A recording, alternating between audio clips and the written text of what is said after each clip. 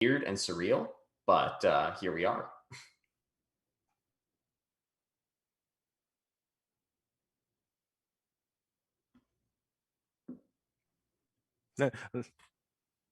Let's test if we're getting audio, everyone. Yeah, I'm hoping that we got audio. I'm looking in the stream. Oh, Welcome to our technical. This is how we sort through technical difficulties. yeah, we're doing it the Syracuse way, which is figuring it out on the fly. Yep. Okay, audio is coming through. Well, I heard myself on the stream, but so I think we might have fixed it. Yeah.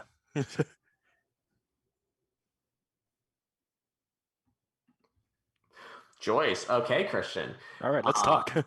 yeah, well, let's start with talking about the one thing that you always can talk about, which is lacrosse. Basically, for those who lived under a rock this week, men's lacrosse bowed out of the tournament 2 weeks ago. Steve and Kevin did a great job recapping that on the last show. I highly recommend going back and listening to the tail end of their discussion. And just we covered it ad nauseum in the on the site. But the women are continuing to play, so this is good stuff for them.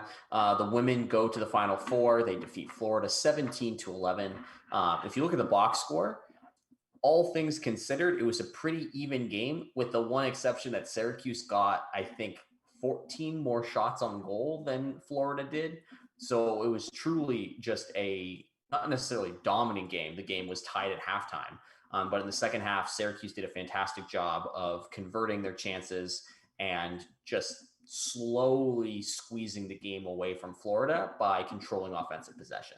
Yeah, the shot possession is really what makes the difference, like you said there, Andy. When you compare just the overall shots, it was 35 shots for Syracuse and 24 shots for Florida. And when you look at the shots on goal, it's 28 shots for Syracuse and 18 shots for Florida. So definitely like the offensive advantage was there. Not much in terms of the defense, like really separated the teams. The goalies had decent games. Asa Goldstock with seven saves. Sarah Resnick 11 saves for Florida. Um, but it was really the Emma Ward show and then the Tyrell sisters show. 7 points for Ward with 6 goals and an assist, and then the Tyrell sisters having 6 points each. It was a pretty good day all considered for the Syracuse offense, which is going to need to get going, especially after if you're looking further down the road, you're eyeing the potential third game on the saga versus UConn, not UConn, versus UNC. Yeah, that'd be The other woman yeah. powerhouse. Yeah, the other woman powerhouse, yes, like you said. But they do have to get past Northwestern, and as the Maryland Terrapins showed in the men, it doesn't matter if you've only played Big Ten opponents. If you have a pretty good record, it speaks for itself most of the time.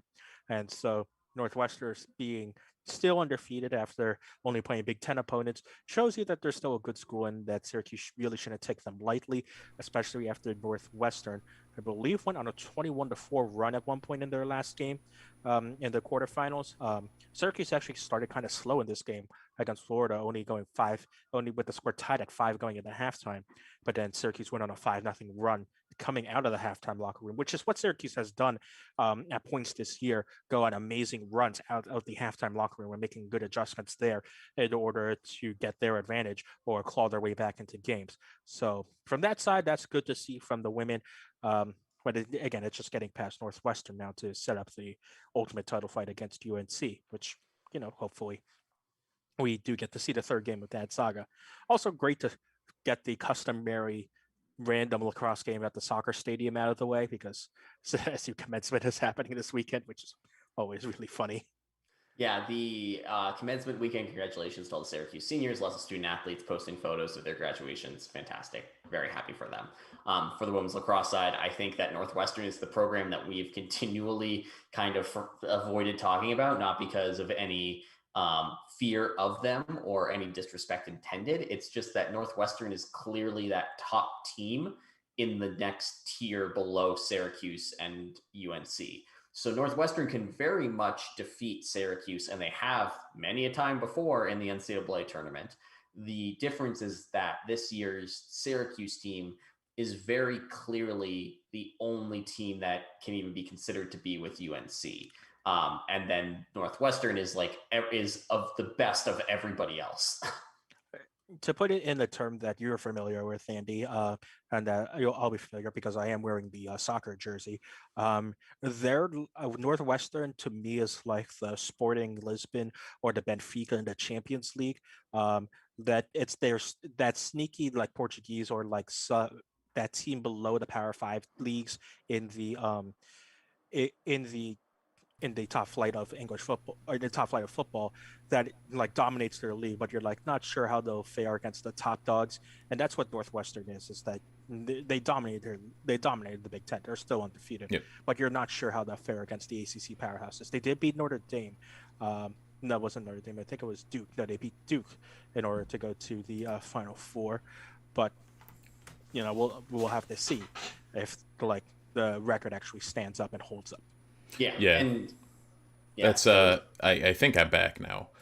Yay. So the it's like when Sasha Klesjan and Anderlecht made the round of 16, and Yes. it's like what? Mhm. How? Okay, cool, sounds good. Or like when like Celtic or Rangers like back in the day made like a random run in the Champions League. Yeah, Jose Mourinho with Porto when he made his first run before he just turned into Jose Mourinho. Jose Mourinho. We can have Jose Mourinho roast later on. Before Jose Mourinho went into like the classic 3-year cycle of Jose Mourinho. Yeah, as a Chelsea fan, you're welcome. We went through it twice. I had to suffer through it too as a Manchester United fan. So yeah, you didn't have to do it twice. He's though. never coming in coaching Arsenal, so that is the best thing about being an Arsenal fan. Wait until he leaves Roma after 3 years, and all of a sudden you need to find a replacement for Arteta, and then here comes the special one. that may be the only good thing about being an Arsenal fan at this point. They are definitively the only team that will not hire them because he hates Arsenal so much, and I kind of enjoy that kind of pettiness, just directed at one club because of a former manager. It makes me very happy. If you want pettiness, Jose Mourinho can give you pettiness. Like that's yeah. He's a master. Speaking of pettiness, let's talk about James Arthur Boeheim. Segues. We got some basketball news this week. There's going to be basketball played this fall. Shocker. Some early games are coming out. Lafayette's going to be added to the schedule for the first time in a while. Lafayette, I'm thinking. I still different one. But different one. Wrong Lafayette. There's also an exhibition game that's been confirmed. Great. Really, what is the most impactful is Quincy Guerrier has confirmed that he will be leaving the Syracuse Orange. Quincy Guerrier was testing the NBA draft waters. He was entering the transfer portal. We got the weird tweet from SUPR head guru Pete Moore saying just because he enters the portal doesn't mean that he's gone. There's always the option to come back. And Quincy Guerrier decides to go to Oregon. And there's two parts to this transfer that I think are worth talking about. And so, Steve, I'll talk to you about the first part. The first part is so many Syracuse projections from experts had this team as a preseason top 25 contender because they were returning Buddy Boeheim and Quincy Guerrier, Joe Girard, and starting point guard whose name I have already, Kaderi Richmond. So they were returning all these pieces that were supposed to be good, right? And now, getting in a 5-star in Benny Williams. Yes, exactly. So you're looking at a Sweet 16 team that is adding a truly elite 5-star talent. Like, yeah, they're probably going to be good. What we have seen is that we have now lost starting or super sub Kaderi Richmond. We've lost the starting 4 Quincy Guerrier. We've replaced the backup point guard position with question marks, lots of wild cards. The Quincy Guerrier has been replaced by an Ivy League starter who hasn't played in a year, and you still have the 5-star coming in. So what does this mean? Fingers crossed, as you should be. So does this mean, like, to you, and I think a lot of people are starting to grapple with this, like, this team is no longer a preseason top 25 team. They have a ceiling, right? That's there. I just don't think that ceiling is going to be fully realized on day one. Yeah, and there there wasn't a question there, and there absolutely did not need to be a question there, because the way this whole thing is being set up, we are not a top 25 team when you look at what happened to the roster and the decimation that took place. At the same time, you have some pieces that could gel into something. And, by December might be a top 25 team, depending on how things work. End of December, not like, get through the non-con. But, yeah, I don't know. It's the churn is real. Like, is there something about that core of Gerard, Boeheim, and Boeheim that is scaring people off? Is there something about, just in general, the way the roster has moved in recent years and how rotations have worked and how minutes have been going that is kind of moving people to the other side of coming to Syracuse? I don't have an answer to any of these. I know none of us actually have an answer to any of these. I know that's going to be a lot of articles that are written about these over the year. Mm-hmm. But, like, it's all things that need to be questioned. It may not be, the answer may be no, but it's stuff that the question has to be raised about. Yeah, and Christian, we know 100% why Quincy Guerrier left. He said it in a quote where he basically admitted that if he came back to Syracuse, he was not going to be playing in any kind of 3-4 hybrid role. He was going to be expected to be the 4. He was going to expect to reprise his role as the big man down low who can actually do things. And he wanted to experiment and start learning how to be a true 3, because that's where he sees his NBA potential going. And I'm sure that as he tested the draft waters, that's what everybody told him, because he's not big enough to be an NBA 4. But he's definitely athletic enough to cut it, but that probably means transitioning into more of a 3-and-D, specifically more of the D guy. And you were somebody who wrote extensively about how Quincy's struggles against more physical opposition really shone a light on his, not necessarily deficiencies, but a clear weak spot in his game. He probably saw a lot of what O'Shea Brissett was doing with the Pacers and was like, that's probably me in the NBA. And Brissett and Geary are eerily similar players. And the thing is that Syracuse needs that guy to be the scorer underneath, because, like, look at this team right now. Who is that guy? I don't think it's James Arthur Boeheim Jr. Barama Sidibe needs both of his knees functioning in order to be that guy, and Jesse Edwards needs more playing time in order to be that guy. So, yeah, like, you're gonna have to be that guy if you're the 4, and that's what Quincy said, as he pointed out. That's what he was going to be. He wasn't going to be the.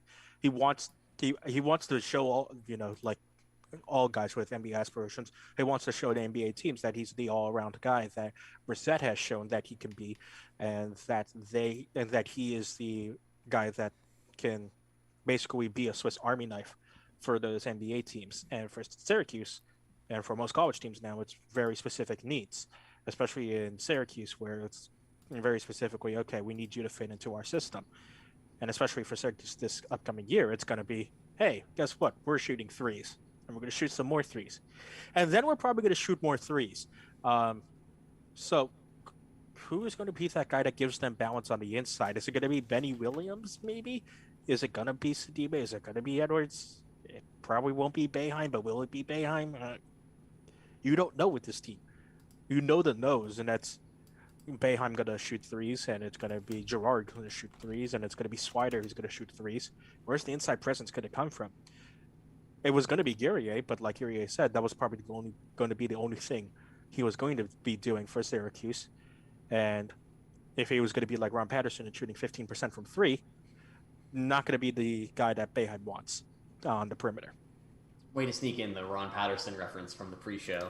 I think that this brings up, Steve, you and Christian both kind of hit on this, but it brings up the great point of roster construction in this day and age for Syracuse is becoming a lot more complicated of a puzzle, because instead of just getting all of the freak athletes and throwing them on the wings and expecting them to just kind of play the role, you're seeing now that as the NBA has transitioned into this 3-and-D model, you need to be a freak athlete in order to hang at the NBA level.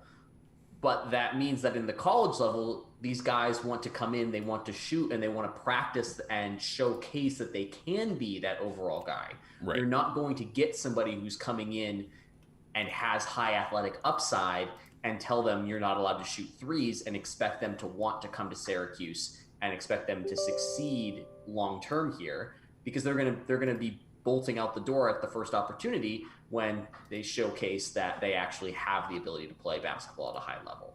Right. It's a weird, as we've been saying, crux for where this program is in transition and where things are, where they're moving, and what Boeheim's going to need to do to adjust for those changes. Yeah, I'm very intrigued to see about it. And again, maybe this is his last ride. Maybe it's not his last ride. Who the heck knows? We'll probably have a better idea and speculate about it all fall. Something that we are not speculating about is Syracuse football. We have had a offseason where, after months of nothing and not being allowed into spring ball and having one reporter literally go to multiple sources in order to put together a spring ball comprehensive review, Syracuse put out their 2 offensive coordinators. They put out Dino Babers this week. I don't know if either of you got the opportunity to watch the full replay. They put it up on YouTube. I watched the thing live. There wasn't a ton. Steve, you say it all the time. Coach Babers is the master of coach speak, but in a way that you don't realize that it's coach speak until it's too late. Yep. Yeah, and as soon as you realize it, you're like, oh, he didn't say anything to me for the last 20 minutes. Cool.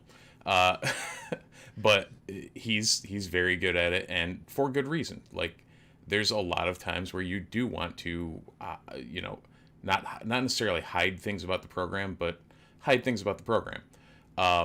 They have to work from behind, especially in a situation where Syracuse is right now. So it's understandable that while he tossed out White and Gilbert to actually answer some questions that, from behind the main desk, Dino's not gonna really give you everything that he's got. So it was. I caught some clips of it. I didn't watch the whole thing. You covered it all for us because you filled in my role as a rewatch sadist. So it was much appreciated. However, the coach speak really came to the fore. I think one of the only interesting nugget from a pure schematic standpoint was him basically admitting that the running back position is being tilted towards the younger group of kids. So it looks like Sean Tucker and Cooper Lutz are going to remain as the preferred 1-2 option, even though Jarvion Howard and Abdul Adams are returning. Christian, you've talked at length on the show and on the site about how the Dino Babers offense needs to have a better running game in order to be efficient. I feel like even if Abdul Adams and Jarvion Howard both were their pre-pandemic selves, the game that Sean Tucker brings is so much more fitted for what Dino Babers wants to do at an offensive level. Yeah, the one-cut style that Tucker brings is exactly what Dino wants, and not something fancy like George Jordan started to show at the beginning of the 2020 season. Like he really wants a straightforward runner.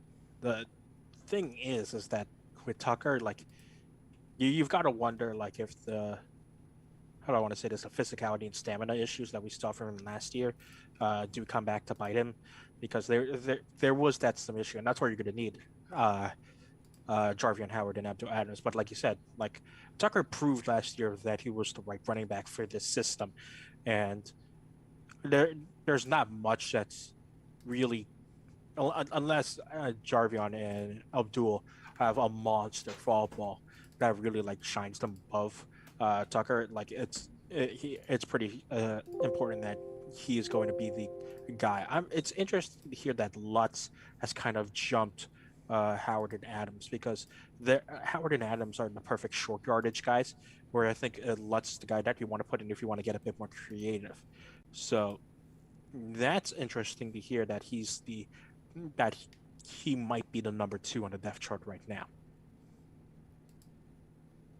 Yeah, and Dino had a joking moment where he basically admitted that like Lutz's hands are not receiver quality, so he's not somebody who you can expect to be like splitting out of the backfield and trying to run too many routes. They might do a lot of swing passes or screen passes with him in order to get creative. But it is, I mean, we saw what he could do against Notre Dame. We saw a lot of flashes last year that showed that this kid has some high end potential out of the backfield. One of the other interesting things that came out of the discussion, and Steve, this is definitively you as the football culture expert on this 3-man show. It sounded like everybody who came back to the program did so because last year was very bad, and there's a lot of extenuating circumstances why it was very bad, and they don't want that to be their final memory of Syracuse football.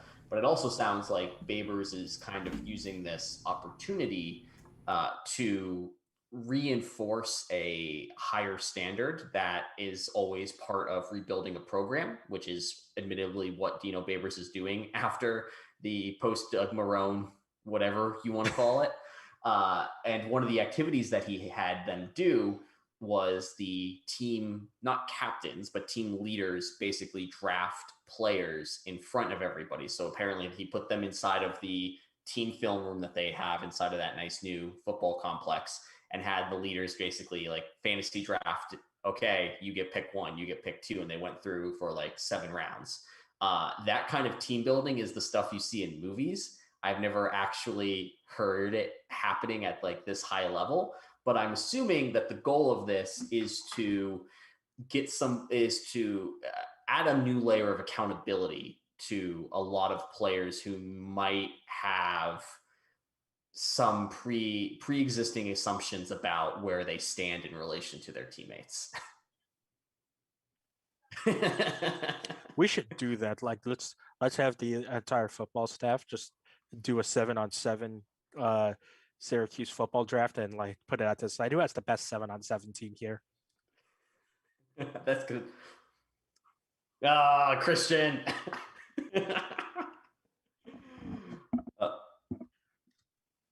Yeah. Well, you guys have to draft also. I'm not going to be the only one who's fair. Yeah. This is going to happen.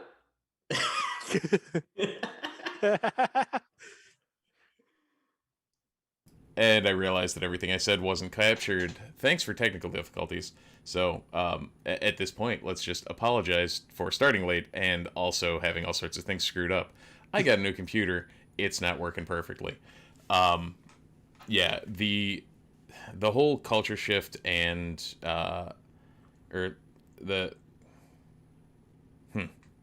okay. Need a reset there. So, yeah, stuff like this always, sometimes it works, sometimes it doesn't. It's always weird. Like, everybody wants to find that Remember the Titans moment. And I don't know, like, a couple years ago, we had the Fort Drum Camp, which, I can't remember which of the interviews it was, if it was Cam Lynch or whoever Kevin and I were interviewing, had referenced that was kind of one of those moments where it was like, that was what clicked. It was one of Marrone's good years that we did the Fort Drum thing before, and it really did work out. That was the second Pinstripe Bowl year. Yes. And apparently it was like the perfect mix of, getting things moving and getting everybody together and having like the leaders actually show out early and figure out, everybody's roles on the team. So it was good that happened. It can happen. Other times, like, I've been on teams where team building exercises work about as well as they always do in the workplace. Like, everybody wants to do a team building exercise, and nobody ever wants to do a team building exercise. So it's a weird place that it puts the guys in, and I guess it's going to be one of those things where they see where it comes out. So in general, I think that there is a aura around the football team that this season is a make or break year. But I don't necessarily think that means bowl game or bust. And Christian, the schedule is not easy. Like, this schedule is filled with coin flip games, and typically in a football season, you do not win all of the coin flips. You typically, if you're lucky, you split 50-50 like you're supposed to. I think we don't necessarily need to see dominance, but I think there's a level of consistency that's been lacking in every single Dino Babers season except for the 10-3 year. And Dino always preaches that. He's always preaching consistently good, not occasionally great. And that's the thing, like you said, that we only saw in the last 2 games of the year last year. In the NC State game and the Notre Dame game, there was actually some consistency there that actually had you promised, like have some good promise for the team. But it was in that middle stretch when you were losing games to Duke, to Liberty, to Wake Forest, to Boston College, where the team just didn't look good. It would be different if you lost those games and where it's like, okay, but the team was close. Like, they actually showed good moments here and there that like gave you some promise, like, oh, if this one thing just clicked differently, then they could have won that game. For those games I just mentioned, like, Syracuse probably wasn't going to win those games if you played them 100 times. So it's the balance of losing closely instead of losing by a huge margin that will define if Dino is going to be around or not. Because I think, just from what we can tell, like, and it's hard to like get a gauge on like how the athletic department and how Wildhack feels about Babers and not, but the general consensus from what I think, and you guys can agree or disagree with me on this, is that the athletic department does like Babers and does like him as the football coach. And if the results, like you said, Andy, become consistent where they're just barely losing, but like that one click is just wasn't quite there, but like, yeah, you could see them on another day beating that team, then that's where the bore or bust thing isn't applicable. If the team is starting to lose by a huge amount to not the Clemsons of the world, but like, let's say again, it's another Louisville game or Wake Forest game from last year, that's when you start to question, is Dino the right coach for this program at this current time? Yeah, you actually pre-show we were talking about the LSU series, which got me down a rabbit hole, and I'm looking at the 2017 schedule, which was the year before the 10-3 year. And so in that 2017 season, Syracuse went 4-8, which is not good. However, they lost a bunch of games by one score, and there were a variety of different reasons of why they lost the game. Like, the Middle Tennessee game was clearly a lack of preparation, and we've seen that the coaching staff has definitively changed their culture because they don't ever want to have that happen again. But then there's the LSU game, which they hung with LSU for almost the entire game. There's the NC State game, which was another dumb addition. They lost by 8. They lost by 8 to Miami. They lost by 3 to Florida State. And then the wheels kind of came off at the end when Dungy went down, and they got blown out by Wake Forest, LSU, and BC with the collection of Mahoney, Culpepper at starting quarterback. So again, if you have Dungy there, I'm not saying that Syracuse wins 2 out of those final 3 and goes to a bowl game, but Christian, to your point that you made at the top, there was an element of consistency even in those losses where you saw the process working. And last year, definitively, we saw nothing working. And I guess the larger point is I think us as a group and us as the athletic department will feel confident in Babers long term if the process is working this year. So we're the SU athletic department now? I mean, we kind of already thought we were, but that's someday we'll get those nice cushy jobs. Sounds good. No, okay. Never mind. So this is as always, we've hit on the big three, lacrosse, basketball, football, and there wasn't a ton else that happened this week in the world of Syracuse in terms of the um, Olympic sports.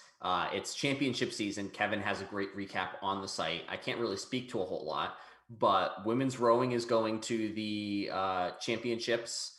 The men and women track teams are going to have multiple people in the national finals, so good for them. I think we're reaching to the point where we're going to need to go into prime weird off-season content. And so anybody who's listening, anybody who's watching who has weird ideas, like say the NunesMagician writers draft up their Syracuse football teams, we are happy to accept any and all submissions for dumb things before it turns into a Marvel Comics and movie Sunday show. I know you don't need that in your life. Steve already does one that's excellent. Go listen to that. When does Shang-Chi come out? You're welcome. Shang-Chi September. is Damn. So yeah, we got a long way. Yeah, Watch okay, Kim's Convenience. That show is fun. Loki, yeah, Loki. Yeah.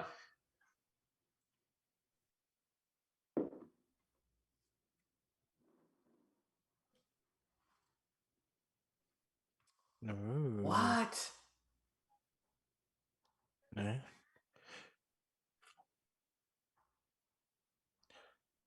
So I'm glad I'm not using HBO Max just for the Snyder Cut of Justice League. Okay. The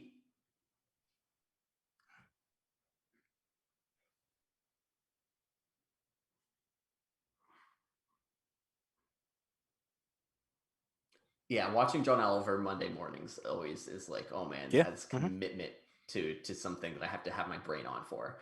But so this was basically my long-winded way of saying, like, we'd love some user participation. Give us some ideas. There's, for those of you who are not into weird college football Twitter like the three of us are, there is potentially a board game coming out that is based around like college recruiting that it looks like it might actually make it into the public sector. I'm monitoring that Twitter account daily, being like, post another update. Come on, show us more. It's been quiet for yeah. So this. Yes, I think it's like that. Yeah. Eventually, this is going to turn into us either playing Uno or Jackbox games like on stream.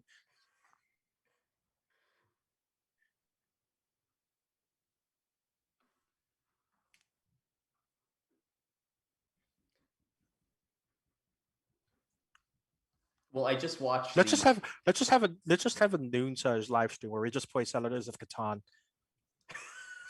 I will lose. I will definitively lose.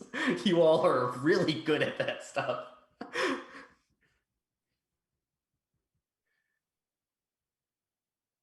Well, I was going to say the other thing that I wanted to do is I watched the Dungeons and Dragons episode of Community, which is, for those of you who have streaming platforms, it is erased because there is a blackface joke in it where they call out the fact that it's a bad blackface joke. It's very meta humor. But the episode is about a very dumb game of Dungeons and Dragons. And I've kind of thought about how the hell we could do a Syracuse version of Dungeons and Dragons. And it is, I'm doing some reading and trying to figure out like how other places have other sites like us have done it in the off season. And I'm Steve will be consulted once we have a more concrete idea. Eventually, this will end with Steve and I trying to play a StarCraft remastered game on the stream. and yeah. Yeah, because what next weekend is? Next weekend will just be the women's lacrosse championships. And no big deal. Yeah. I mean, judging by some of the people on the site, it's no big deal.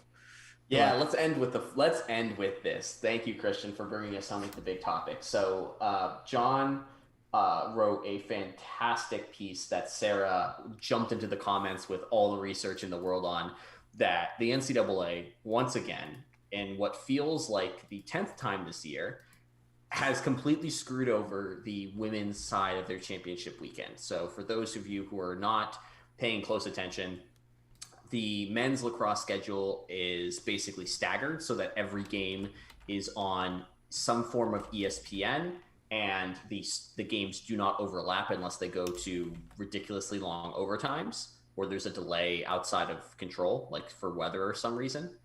Meanwhile, the women's are overlapping. There's basically a game every hour. All the games are done within the span of an afternoon, with none of the games nationally televised. They're all available on ESPN's streaming platform.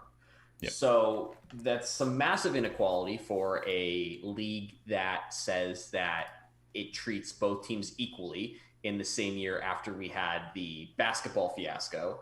And if you're not paying attention, there was a huge fiasco around the golf championships where the women's golf championships was effectively canceled due to poor course conditions while the men continued to play through bad course conditions, to the point that Barstool is now hosting the NCAA Women's Championship golf weekend. We've gotten to the point where Barstool is redeeming, is saving the NCAA's butt. We live in the weirdest, dumbest timeline. To quote Manchester United's Louis van Gaal back in the day, what is this world twisted? Oh. Oh God, don't remind me of that, please. It is. It's really weird. And Christian, as somebody who has been covering, both lacrosses and has, Steve, you too, as an Olympic sports writer for this, like this is not. It's frustrating because the NCAA says that they're being equal when we know at every single level they do not care. Period. Right. End of story. And the big thing that everyone has said is like, well, the NCAA just needs to the NCAA needs people to tune in and watch in order for them to prove people are interested. But the fact that it's hard enough to actually find where games are and actually to tune in and stay invested in games because the NCAA doesn't put in the effort to is part of the problem, which is the big thing, which is why we're angry when a golf tournament, not just a golf tournament, the golf championships get canceled, like you said, Andy, when the women's lacrosse championships basically leave no room to watch all of the games equally, and not even on TV.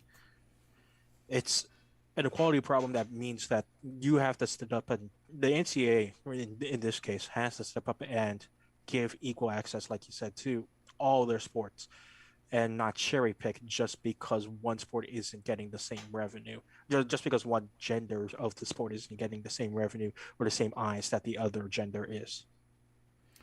Yeah, and it's absolutely disheartening every time you see it happen. And if it was, as always, if it's a one-off thing, it was a one-off thing, but it keeps happening every single season to a different group, and it's like, come on guys, figure it out. You claim X and then you turn around and say Y or do Y.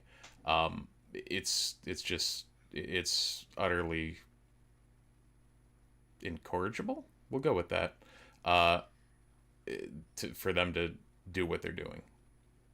It's at the point now where they can't hide from this. They can't say that these concerns had never been raised before. All these excuses that would typically be used are now out the window.